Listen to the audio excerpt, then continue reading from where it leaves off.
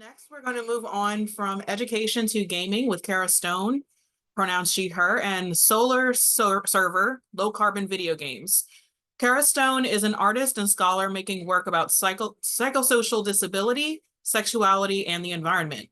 She works in different media, but most often in interactive art and experimental video games. Hi, everyone. I'm so happy to be here. All right. Thanks again for having me. I'm assuming you can all see my shared screen.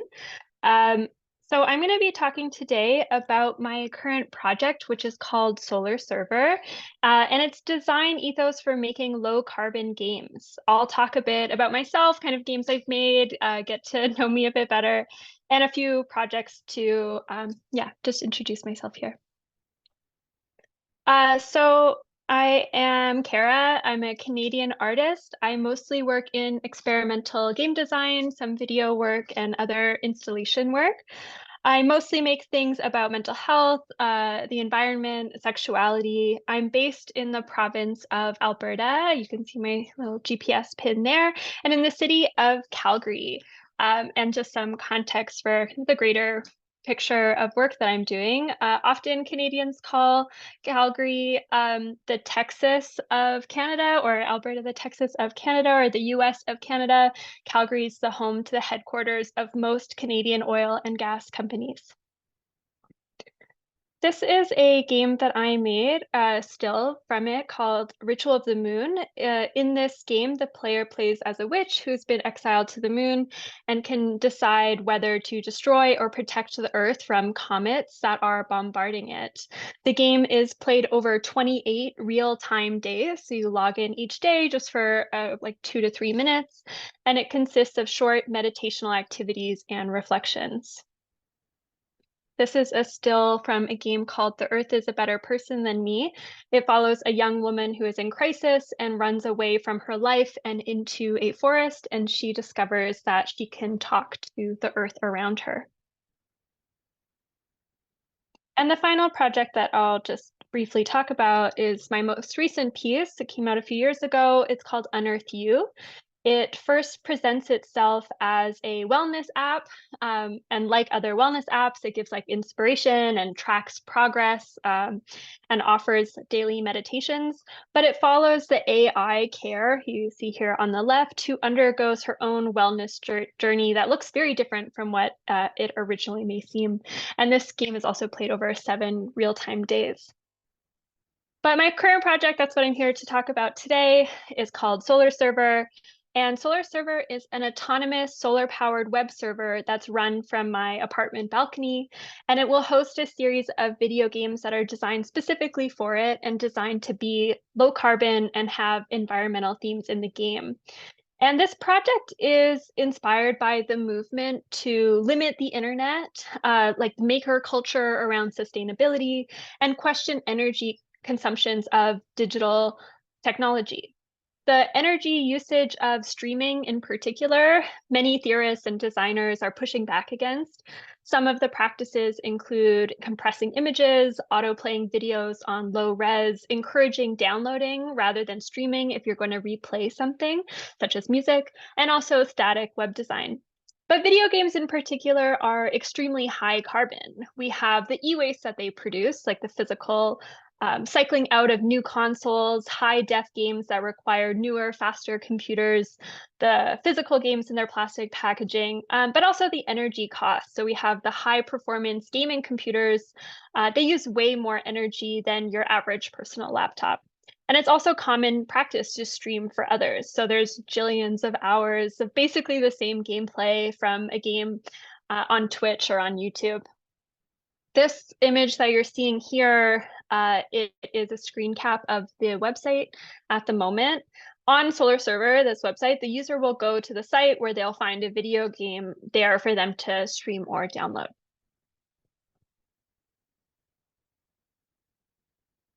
Just to briefly explain, a web server is a computer that stores specific, that's just my dog barking, I don't know if you can hear, but my apologies. A web server is a computer that stores specific web server software and a website's component files. So all website data is physically stored, and each time it's called upon, it costs energy to both upload and download. Nowadays, most websites are hosted on Amazon-owned web servers.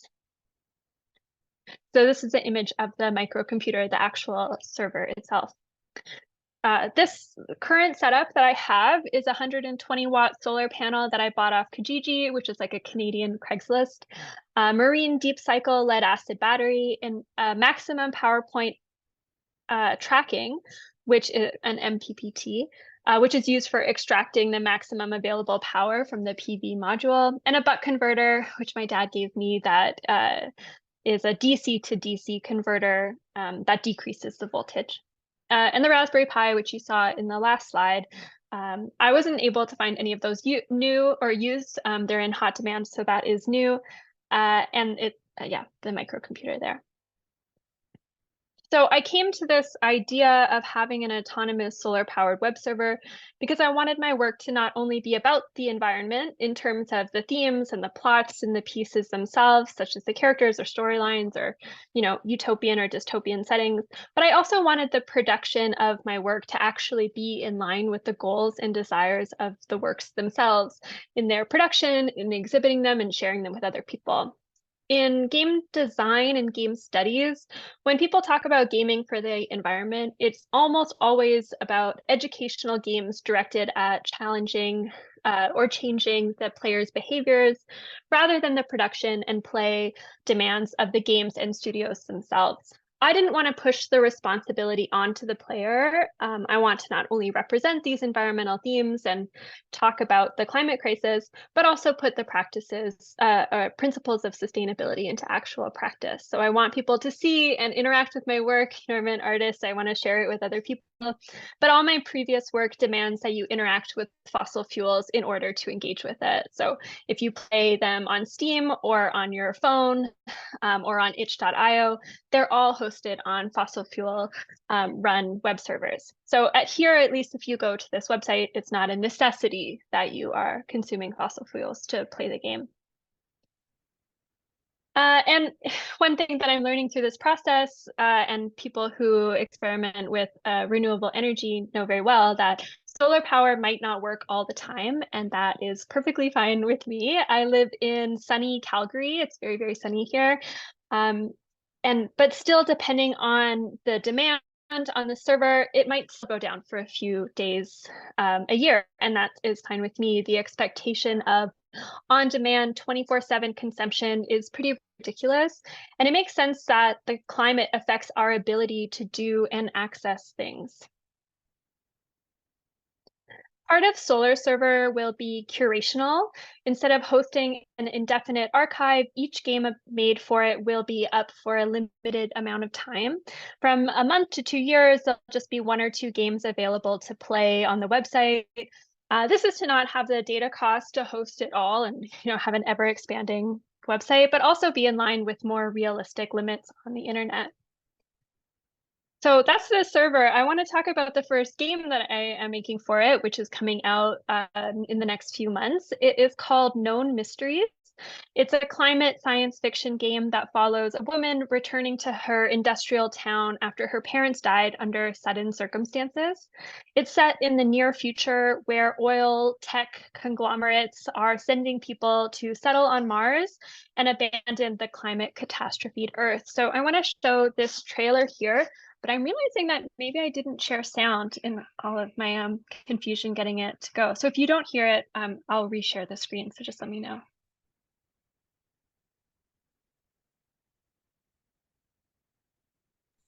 There doesn't Seems to be appear to be hearing. sound, unfortunately. Okay, one quick second then, thanks.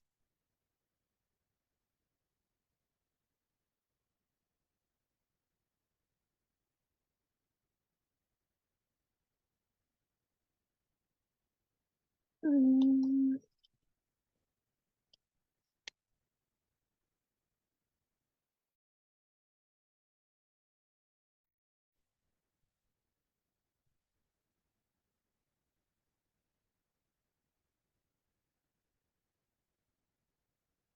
Hey, take two.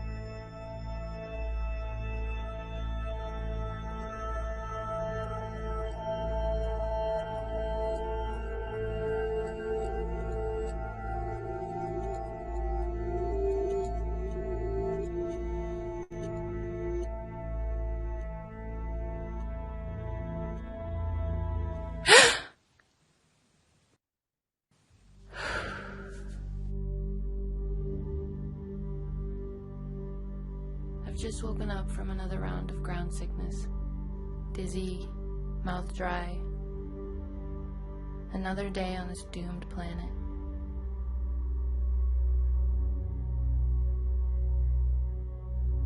I almost fell off the bed again when I turned on my side. I'm still not used to this little bed with my grown-up body, even though I've been back here in my childhood home for months now. I'll pause it there.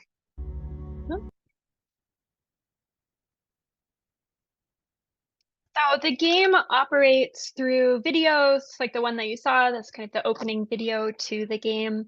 You navigate a map, read text, kind of in between a visual novel and an interactive video game, like an FMV game, full motion video game. So there's a journal that the player can write in to help them keep track of clues and theories. These are images from the videos that introduce each chapter. There's 3 different chapters of the game. All the images are archival and found footage taken mostly from Canada's National Film Board, the NFB, and from the Prelinger Libraries in San Francisco. A lot of collections of 1970s and 80s nature documentaries, and they are then, of course, compressed, as you can see, and they have a dithering aesthetic to draw attention to that compression. And also, it like literally makes them a lot smaller. The color palette is that of what was possible on the Apple II computer, again, to point back to different designers working on limiting the internet and computational technology. I worked with Dr. Ben Abraham of After Climate to calculate the actual carbon cost of Solar Server in its first game, Known Mysteries. The report is not public yet, but here is a little sneak peek of it. We analyzed a few things, the production of, oh, 1 minute. Yeah, all good. The production cost of making Known Mysteries, the embedded carbon of Solar Server itself and its materials, and the expected emissions from gameplay on it. The embedded emissions of Solar Server is very low, especially utilizing secondhand materials. The total embedded carbon in Solar Server system is estimated to be about 326 kilograms carbon dioxide equivalent. And that's if I bought all the materials new.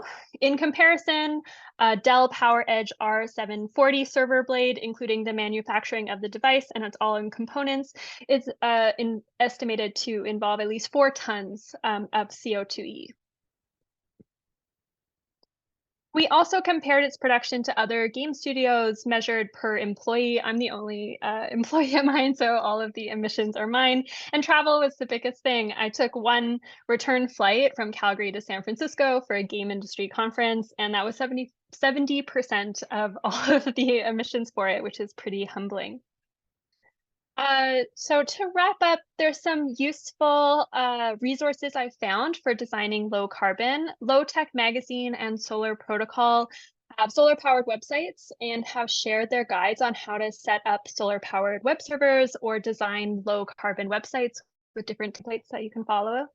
Ditherit and Squoosh both helpfully compress images and helpfully tell you by what percentage. Most of the time, you can't even tell a difference. Like I chose to have the compression aesthetic, but a lot of the time compressing images, you'll be amazed at how much smaller you can get it with no visual difference. I'll be making my own how-to guide specifically targeting video games, but once the whole process is more ironed out and this first game is released, so Known Mysteries will come out in a few months. Please keep an eye out for it. And then I'm working on my next game already. So yeah, here is where you can find it. You can go to the website, www.solarserver.games. I have a newsletter if you are interested in hearing more, and find me on social media. And I'm also on the Discord for the Solarpunk conference. So thanks so much, everybody. Looking forward to chatting more.